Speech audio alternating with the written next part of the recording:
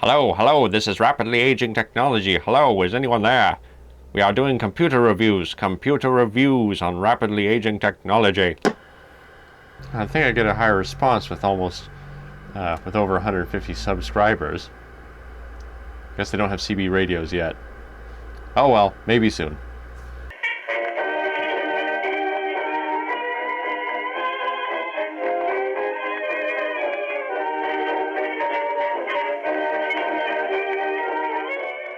Hello and welcome to another episode of Rapidly Aging Tech.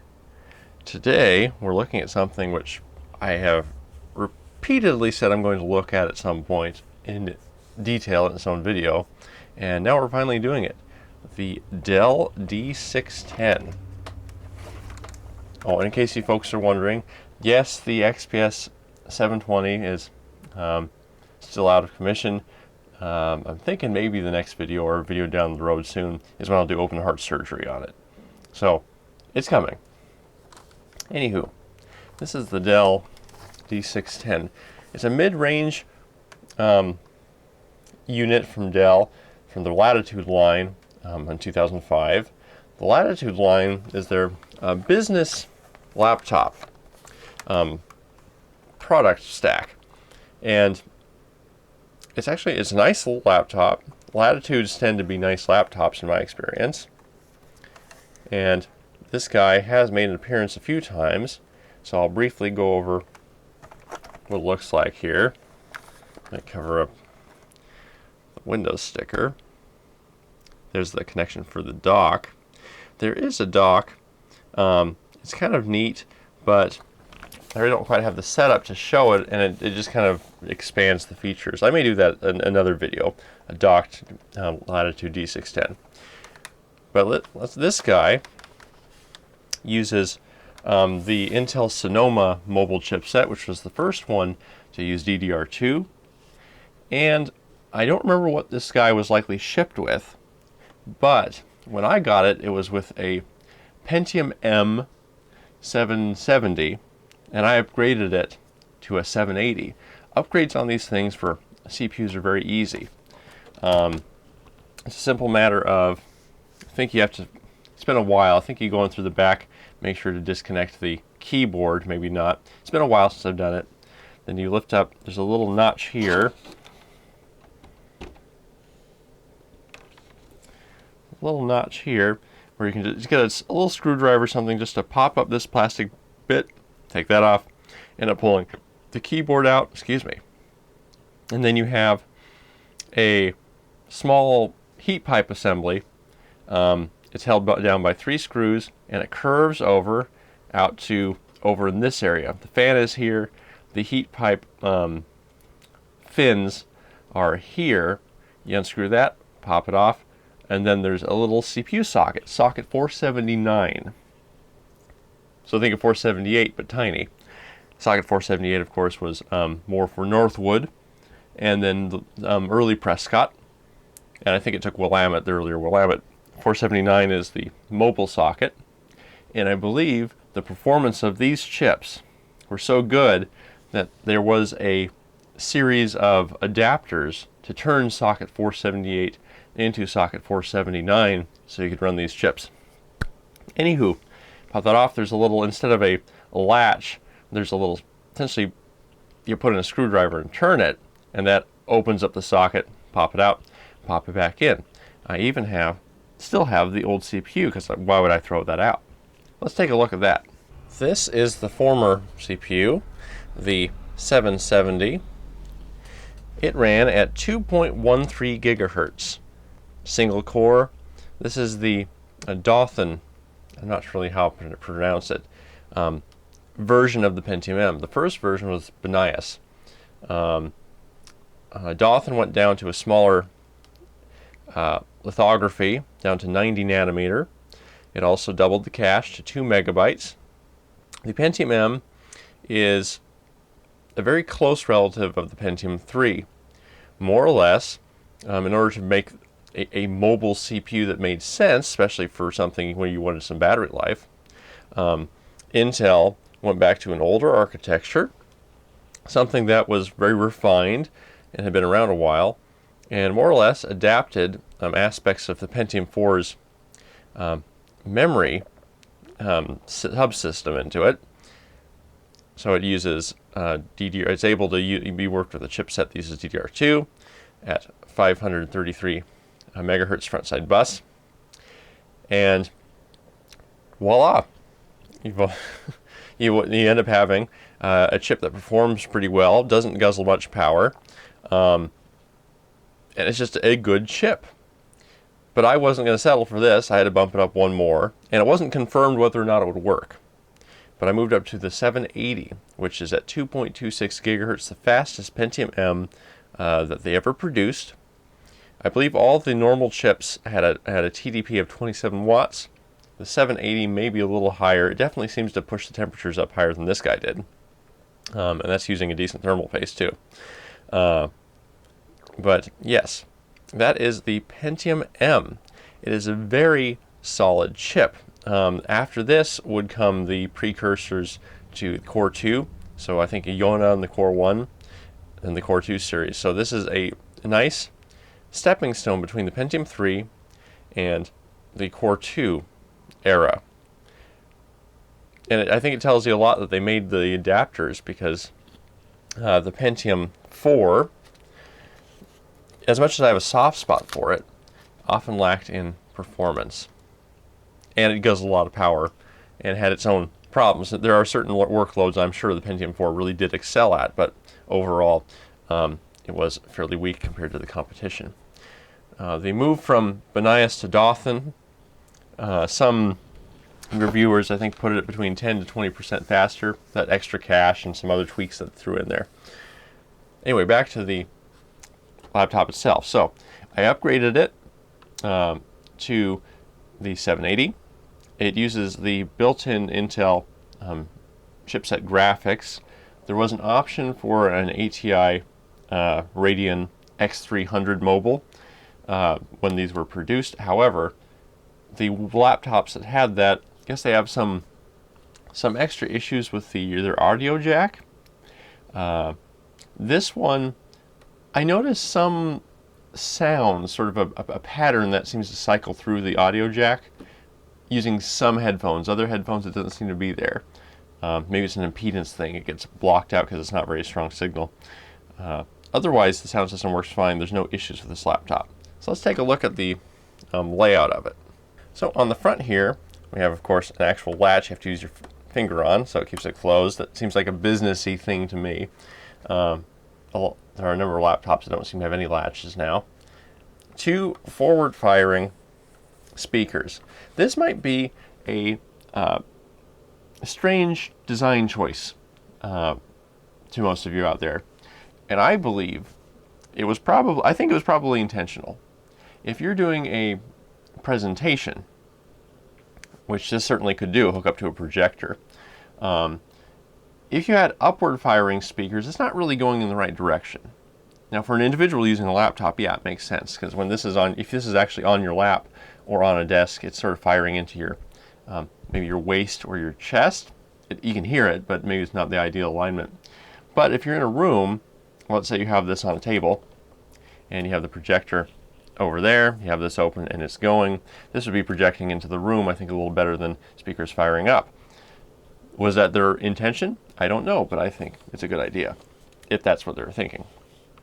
On this side, you have the DVD drive, and I think this one is also a burner. It's a CD burner, and a read-writable drive, and 2 USB ports, USB 2.0 of course. This follows in the tradition of laptops having removable bays, so you can customize them. So in this particular one, I have 2 other options. A floppy drive bay, which I'm not sure where I put that one. It's actually a very good floppy drive. If you go to floppy drives, floppydisks.com, where you can still order bulk floppy disks and even 5 1/4 inch disks and old worn out 8-inch disks, they will sell the detachable D floppy drive, and they highly recommend it. I used to use it on my desktop. Performs very well.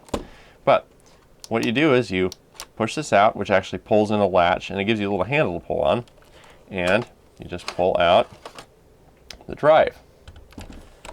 If we take a looky-loo here, we have an interface on this. It's not SATA. I'm not sure if it follows the IDE, whether it's an IDE bus or whether it's some custom bus, but that's that. And there's nothing much to it. So here's you can see the little latch here. When you push it back, when you push it in, it falls in, but it can't come back out. Very simple design. This one cannot be used independently. However, the floppy drive version actually has a connector for a USB cable, so you can use it externally. They thought ahead on that, thinking that maybe it wasn't, a lot of people probably wouldn't put it in the laptop, but they still might need a floppy drive. So that was intelligent. Another thing you can get is this. This is an additional battery pack. So if you're going somewhere and you know you aren't going to use an optical drive on that trip, and you think you might be away from a power outlet, this guy is a great little option. And I did use this recently. I was doing a presentation on a trip. So it's down one light. It has a light up system there. And it connects in. This is a very similar power connector to the main battery. Yeah, you can just pop that in there. It uses the same latching system. It's great. This adds, I think it added a couple hours, when assuming you're using very light usage. I think it added a full couple hours. If you're doing heavy usage, this thing can really guzzle the battery back down. So you won't, the battery life won't really be that long when you're doing like full YouTube videos or anything. Okay, and we pop that guy right back in. On the back, we have Ethernet, S-video out, which I have used. There's some classes I taught where I would connect this to an old CRT television using an adapter from S-video to composite, and then it also had another connector to plug into the audio port to get sound. You probably shouldn't trust the ones that are just straight S-video to composite and then red and white. There's no audio signals, at least from this port, and the signal was always garbled. The image was terrible, so I don't think it was a real usable connector for this sort of thing. You have your dial-up phone jack, which is a nice feature to have, especially when this came out in 2005. Many people were still on dial-up. It was cheap, and when the internet was lightweight enough, some places you could get around and make okay sense. I don't think it's really the case anymore. But I think there are still some places that are using dial-up just because of how remote they are. Got our parallel printer port, always a nice thing to have. So it's getting into real computer realm. We have a serial port and VGA out for the monitor. And then we have the power connector. Here is the fan, and actually that grill in there isn't a separate grill. That is part of the heat sinks. There is one for, I think, the chipset and graphics, and one for the CPU. They pile up. There's two of them, 1 and 2 behind it. And the fan pulls in air here, squirrel cage style. Pulls in from the side, blows out the back. And you can hear it definitely when it's ramped up. On this side, you have mic and headphone. And then I think that's your infrared. And then PC card slot with the blank in place. Yeah. From Dell. I believe that the blanking, the PC card slot in this machine is dead. I have tried multiple different PC cards into here that have worked on my PowerBook G4, so it must not be working, which is a shame. Oh, and there's one more thing I need to tell you about this laptop that makes it special. Of course, we won't be able to see it, but I can tell you. When I first got this computer from my brother, he had some later machines. He didn't really need it. I think he got it from a friend. And as you can see, it's in pretty good shape. It's got some wear on the edges from like normal usage. I mean, what can you expect from a machine like this?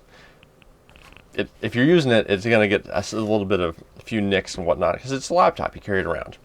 But he found it to be very, very slow. And keep in mind, it only had the CPU was one notch below the one I have it in now. He found it very slow. Well, why was that? It had this weedy little 40 gigabyte Toshiba hard drive. 2.5 inch little fellow here. And I'm not sure if this is the exact one. I don't know why it had the 40 sticker seems like a later thing. But this guy was very slow. I think it was 54 RPM at best. And it just did not perform very well. It took forever to load Windows XP. It was just very sluggish. And I'm not one to complain about mechanical hard drives. I tend to trust them more than SSDs. All my serious computers have hard drives, and my more, for fun, nothing too important on them, Windows 98, XP machines, whatnot, have solid state drives. But this is a laptop. Now, laptops are a different matter, just because, since you move them a lot, a spinning platter with heads seems like it'd be maybe a liability. But it uses the mini IDE interface. It was slow. It was a poor performing hard drive.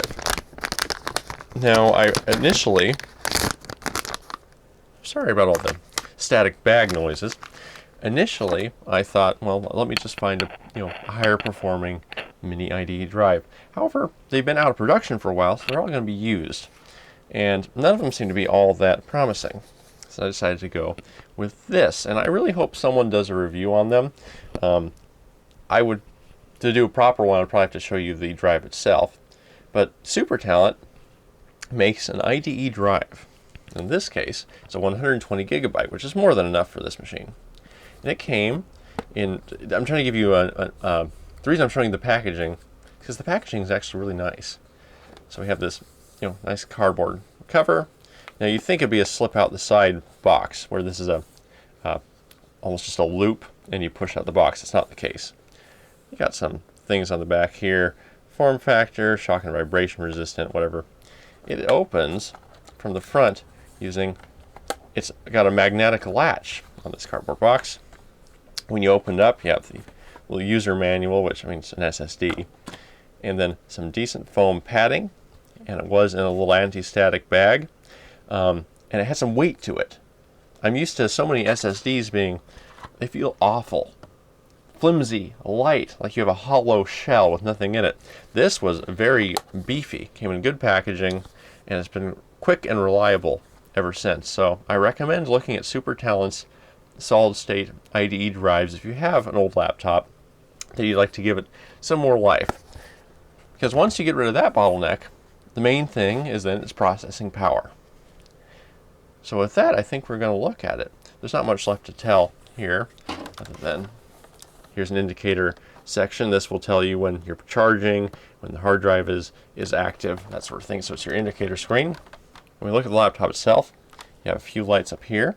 So you have there's a little Wi-Fi indicator, caps lock, num lock, that sort of thing. Speaker controls, a little worn out power button. This little pole here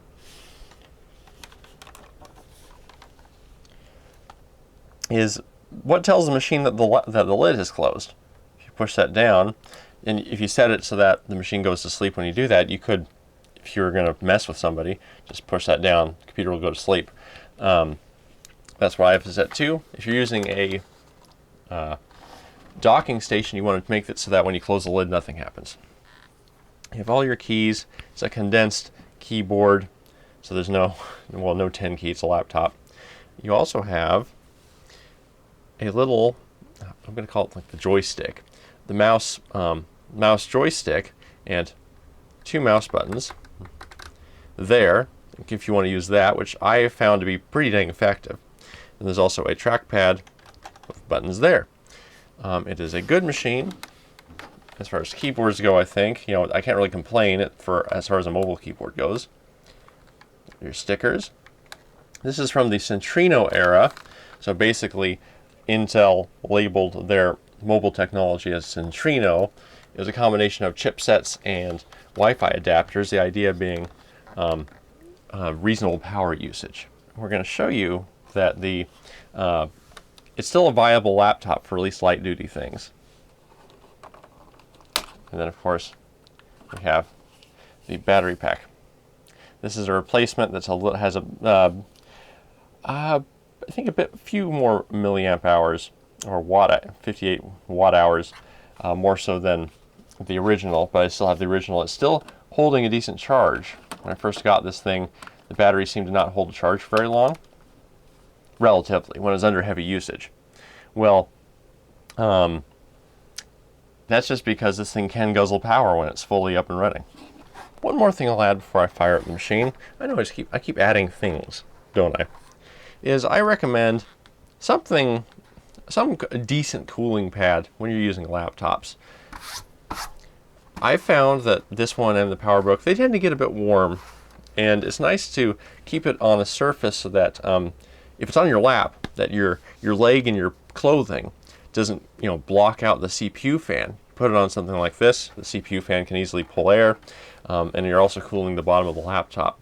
It doesn't really do too much for CPU temperatures, as long as you're not blocking off the CPU fan. But it does keep the bottom of the laptop cool, which isn't a bad thing. This one is made by TechNet. It's 2 large fans. I got it because it would work well with both this and the PowerBook.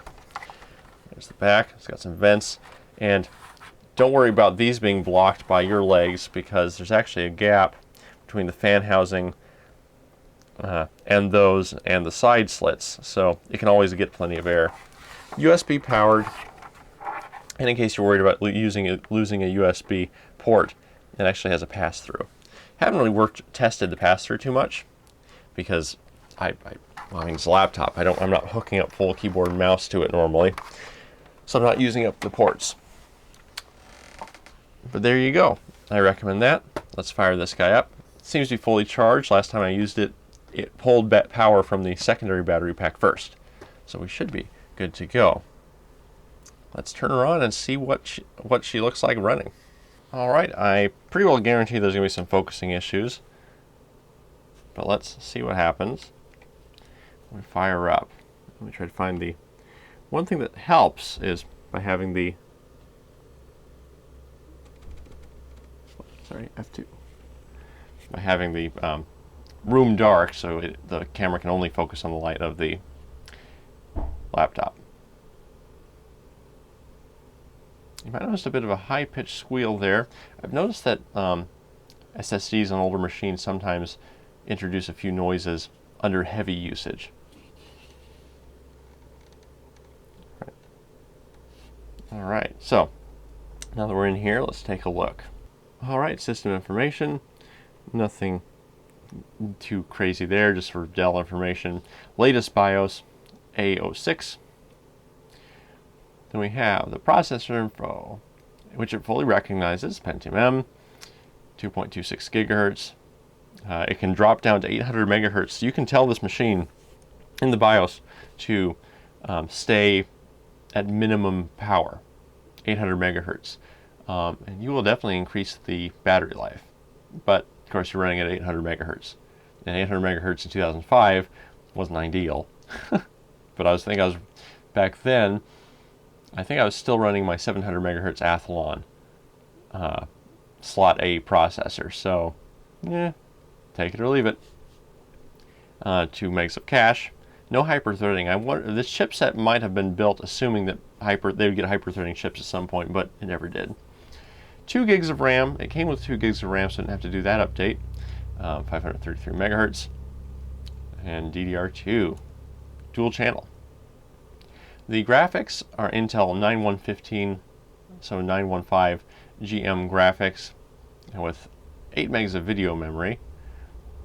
Panel type, XGA. Well, that's an interesting designation. 14-inch, 1024 by 768 is the highest resolution, which is fine by me. I grew up with 800 by 600 being the standard, so that's what I assume it to be. We have the battery, and it will show this. If you have a second battery in it, will show it. Battery's fine. Date and time, boot sequence, disk. I always do diskette first if possible, then CD, then card bus doesn't quite. There's nothing really there, and the hard drive. More devices. There's nothing too crazy there. You can change the brightness, video, security, power management. Let's see. Is there anything interesting there? That's just speed step. So you can either have speed step on, so that the chip will, the operating system and the BIOS will work together to push clock speeds up, bump them down depending on usage. If you turn it off, rather than just being stuck at the maximum, which is what desktop CPUs usually do, it will sit at the bottom, 800 megahertz. So that's one option you can do if you really want to just save power and do minimal things, word processing, that sort of stuff. We can LAN, maintenance, docking, post behavior, nothing too crazy. Hard drive acoustic mode for this solid state drive. I found that on a cold boot, if you have it on high performance, it will have a problem recognizing the drive. There's a certain compatibility issue. So I always, if you find that's the case, that performance, you lose some compatibility, things don't work quite right, just go to bypass. I don't think you really lose any performance when you do bypass. Let's see here. And then mouse, touchpad, and then the wireless control devices. Nothing too crazy, basically what you would assume. Let's get out of here and get into the operating system. Good old Windows XP. I will pop us back in once we're on the desktop. Alright, we're back. I just let the computer sit a while because it probably pulled some antivirus updates and whatnot. Yes, you can still get those on Windows XP. Now, oh look, it's probably pulling something else as we speak. Anywho, I'm going to pull it off the battery, off the power cord, and we're going to see what it estimates the battery life to be. It's probably going to be a bit wonky since it's got some CPU usage. Well, let's see what it says. It's probably not a full charge now. So unplug that, and let's look down at the battery section. Okay, 2.29 hours at 86% remaining. That's not too bad, and it probably will go up as the machine sits without doing much for a while. I also have core temp up. Right now it's sitting at 8% usage at 800 megahertz and 39 degrees. The T junction of a Pentium M processor isn't like a normal desktop processor. Somewhere between the 50 and 70 seems to be kind of a normal realm. These have 100 degrees as the T junction temperature. Intel designed these knowing that they're going to be in laptops, and so they're designed to be able to get very, very hot. This thing, under heavy usage, regularly gets up to, I've seen up to like 85 degrees Celsius. Very hot. So keep that in mind when you're using one of these things. That's why a laptop cooler might be a good idea. Alright, so now that we've done that, we've looked at the battery life and whatnot, I think I can probably plug her back in. And then we're going to do the YouTube test, which is a common test of mine. I'm going to fire it up and see how it goes. So, if you recall, you've seen me use YouTube on a Pentium D. Running at 3.6 gigahertz. You've seen me run YouTube on a Pentium 4 3.8 gigahertz hyperthreading. Of course, that was under Windows 2000 and a later version of Firefox designed for XP, so its numbers are probably the least accurate. Now we're going to be trying it under XP. And we have full AVG antivirus, Malwarebytes anti-exploits, Spybot search and destroy, and Malwarebytes anti-malware, all fully up to date. Well, okay, Malwarebytes and I haven't updated today, and Spybot, but these are all usable antivirus. Can you still use XP Online? Yes. Should you use it for important things? Probably not, but I do anyway. One nice plugin you might want to get up here is a Blue Hell Firewall. It blocks some ads and it blocks some not history, but some websites will have a hard time tracking your activity. I found that YouTube, when it's enabled, it doesn't really know what videos you've watched. It knows what you've searched in your YouTube history, but not what you've watched in your YouTube history. So there's a few little security things, and it will sometimes just block websites and say something's goofy. Not a bad thing to have. This little one here is, I think it's the Java disabler. Websites that have bad JavaScript that just blocks up the browser. even on current browsers, on current operating systems. Sometimes you'll run into something goofy. You can disable it.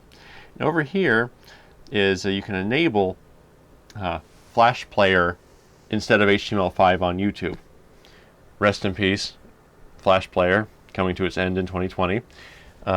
Sometimes I have found, especially on older processors, that Flash seems to do a better job than HTML5. I hear old, I usually hear old, look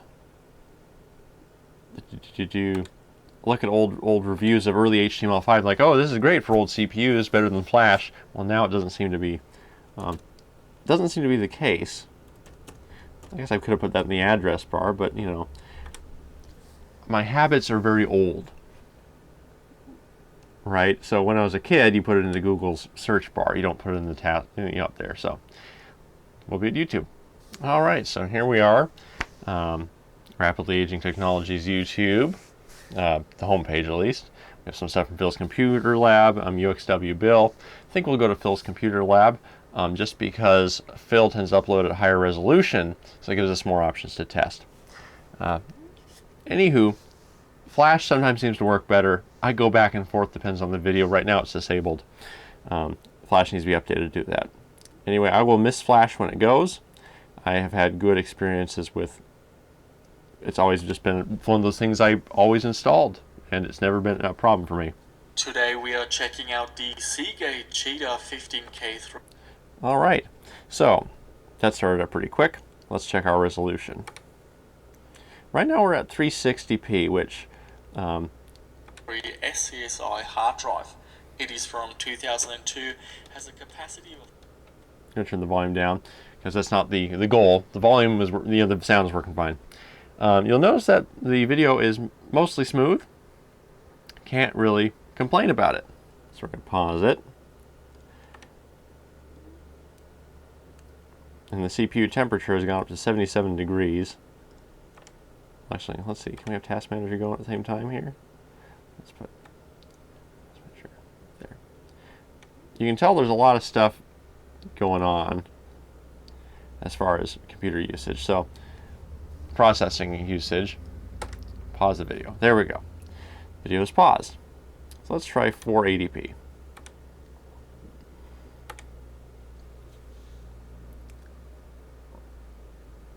Anywho, I think that the Pentium D and the Pentium 4 could more or less fight their way through 1080p. 720 was far more comfortable for them, but they could sort of sometimes get 1080p to work. Let's try this machine at 480. We won't be able to tell very well until it moves to actual footage as opposed to still frames. One thing to keep in mind, though, is that since this is a lower resolution screen, you probably won't have to watch 1080p video since you're watching at 1024 by 768. I mean, isn't that nice? Okay, we're on to actual footage again. CPU is maxed at 100%, but at least for the simple movements that are going on here, seems to be working pretty well. Let's try something. Let's see, is there a scene with a lot more active movement? All right, here's a good option, a tech mode video. Okay, 480p, because we're actually seeing some actual movement. You'll notice it's usable, but his movements are choppy. We'll drop some frames here or there. But you can sort of make it work. Let's pause that. The computer will let me. There we go. And now we're going to go up to 720 to see how well it does. Speaking of Windows 2000, I mentioned the 2000 machine with the Pentium 4. This, when I went to install XP and went to pull the drivers from the Dell website, it did appear that there are Windows 2000 drivers. So if you prefer Windows 2000 for your retro machine, I believe you could definitely use one of these. And it'll work fine. Okay. 720p, it's playing, but the frame has just stopped. It can't keep up. And keep in mind that the graphics chip, its power saving mode has been shut off. It's been turned to maximum. So the compute power has been pushed to the top. Alright, so 480p is about the limit here. 360p is comfortable. Is there a way around that? Well, it's the same way around it that you have on any other weaker machine. Let's open up the video in VLC. Alright, we're in VLC. You're missing the top bar, but we're going to go down to, Media, Open Network Stream. We're going to paste in the video we want to watch. And we've set it to maximum resolution. So let's see if it has any problems buffering. Oh, there we go. So you can see the bar down here, it's starting to buffer it in. And then it should start playing. Hopefully with a little issue. I've noticed that it's not perfect. Sometimes there will be some graphical anomalies. Probably playing with the built-in graphics. But look at the difference. We have it at almost full screen. It is running at a higher resolution. It's running at probably 1080p, seems to be what VLC's max network stream setting is. And the CPU usage is peaking at, well, looks like high 60s. It's leveraging that graphics chip a lot more than just shoving it all into the CPU. So once again, I recommend using VLC or a similar program that has the ability to just pull in a YouTube web address and play the video, especially when you're running on weaker hardware. The problem you'll run into is if YouTube does an update and just changes, reinvents the wheel, you'll have to make sure that the program is updated to do that. This makes older operating systems a little sad when you try to do, because there's old versions of VLC, and they work just fine on these older operating systems. XP is fine at the moment, but Windows 2000 or whatnot. The problem is that that version of VLC isn't compatible with the new whatever the heck YouTube's doing. So that is one option for you. This is perfectly capable. Use one extra step, but you can perfectly watch a modern YouTube on a laptop of this era. Alright, now we have a game test. Age of Empires 3, which if you remember right, played awfully on Druaga's Power Mac G5. However, we're at the city, and it's doing all right, but we're going to, I think, turn one graphics setting down. Let's go to options, and we're going to go to graphics. And the one thing I'm going to turn down is, I think shader. I'll turn the shaders down. Those seem to be the toughest thing here, because look how much smoother the people are moving. That's the ticket. So now let's start up a game and see how well it looks. Alright, so we are in game now, in the campaign actually, and as you can see, it's moving pretty well.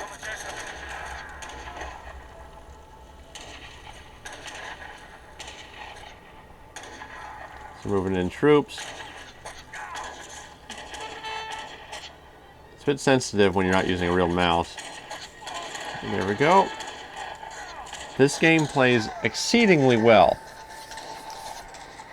And it's as far as older games, I think it actually was a pretty a little on the tougher side to run.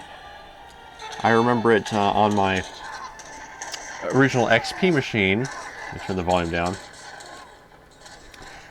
On my XP machine, when it was running an Athlon 2500 and an ATI Radeon 9200, I had to turn a lot of things down. This seems to be working pretty dang well. I cannot complain. Definitely better than what Druaga had with the Power Mac. So I think that's enough of a test. I could do, if I played longer, we could get a much bigger army going or something. But I'm going to hold off on that, because that would take quite a while. But proof of concept. This thing can play an older game. It's not the oldest.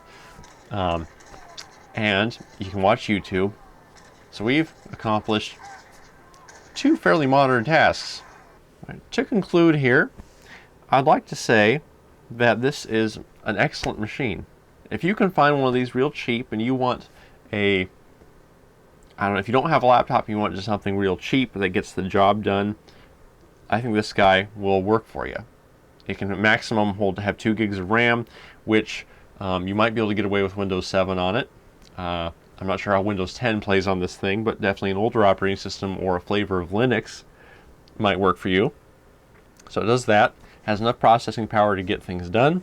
The fit and finish of these Latitude machines isn't really that bad. Since it's a bit thicker and it's made of plastic, it has a certain creakiness to it. But then again, this is a laptop from 2005. It's been around a bit. I'm sure if you found one in more pristine shape, it'd be a little less creaky. It's not bad. It's just I notice it since it's such a thick brick of a laptop. I'm going to classify this as a review. I've gone over its processing power in practical terms, not cold not benchmarks, not anything canned. We've looked at the features of it. Keyboard's decent. It has the power to do what you need to do. It's a bit thicker, but it has all your older legacy ports on it, if that's important to you. It's important to me. I like to have them. Older printers, I had an ancient, I mentioned it once in a while. I had an Epson Color 640, excellent printer. Of course, I'm the one who inadvertently killed it. The heads for the printer, they weren't built into the cartridge, it was built into the printer, so if it went dry and clogged, that was the end of it, unless I suppose you could replace the whole assembly. But anywho, if you're looking for a good laptop for Windows XP or 2000 gaming, or just something to get around and do the job, maybe something that you want to carry around that you don't want to worry about being stolen or lost because it's not highly valued anymore.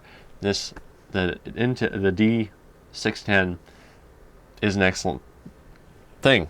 It's an excellent purchase. I got mine for free, but if you find one real cheap, which they would have to go for real cheap, I mean, it's a Pentium M, it's not even a Core 2, it's a single core, you should be able to find these things pretty inexpensively, and they're easy to upgrade. I will put links in the video description of the video that I watched to just see what you do to get into these things. It's pretty easy. I think any of you folks could do that. So if you find one of these with a weaker CPU, like a 1.8 gigahertz or something, you can upgrade the thing. You definitely can. It's nice. It'll give you experience with playing around with laptops and updating them. So with that, I'll say goodbye. You go ahead and join the Retro Machines group on Facebook. Remember, it's not my page. It's a bunch of people together. Phil's Computer Lab, Victor Bart. I'm there, of course. So join in the discussion. And if you have any video suggestions, I'm always open to them, assuming that I can either have the thing or afford the thing that you want me to look at. But with that, I'll leave you be. Enjoy. Please like and subscribe and all those fun things, and I will talk to you later.